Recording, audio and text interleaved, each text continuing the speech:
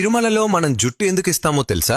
మొట్టమొదట వెంకటేశ్వర స్వామి ఒక చీమల పుట్టలో ధ్యానం చేస్తూ ఉండేటప్పుడు బ్రహ్మదేవుడు ఒక ఆవు రూపం దాల్చి ప్రతిరోజు ఆ చీమల పుట్ట దగ్గరకు వచ్చి స్వామికి పాలిచ్చేవాడు. ఒక ఆవుల కాపరి అది చూసి కోపంతో ఆవు మీదకి తన గొడ్డల్ని విసురుతాడు. ఆ గొడ్డలి నేరుగా వెళ్లి వెంకటేశ్వర స్వామి తలకి తగులుతుంది. దాంతో స్వామికి దెబ్బ తగిలి రక్తం కారుతుంది. కొంతకాలానికి ఆ గాయం అయితే మానిపోతుంది, కానీ అక్కడ వెంట్రుకలు మాత్రం రావు. అలా ఒకరోజు వెంకటేశ్వర స్వామి కొండ మీద పడుకుని ఉండగా ఆకాశ మార్గంలో వెళ్తున్న నీలాదేవి అనే ఒక గంధర్వ కన్య వెంకటేశ్వర స్వామిని చూసి కిందకు వస్తుంది. తలకి తగిలిన దెబ్బని చూసి ఎంతో బాధపడుతూ తన తల నుంచి కొన్ని వెంట్రుకలను తెంపి వెంకటేశ్వరునికి ఇస్తుంది. అప్పుడు వెంకటేశ్వర స్వామి ఇలా చెప్తాడు, నా అందం కోసం నీ అందాన్ని పాడు చేసుకున్నావు కదా, కలియుగంలో కొండమీదకి వచ్చిన నా భక్తులు తమ జుప్పుని ఇచ్చే సాంప్రదాయం మొదలవుతుంది. ఆ జుట్టు యొక్క శక్తి అంతా వేరే భూలోకంలో ఉండే నీకు దక్కుతుంది అని చెప్తారు. ఇంతకీ తిరుమలలో ఇచ్చే మన జుట్టుని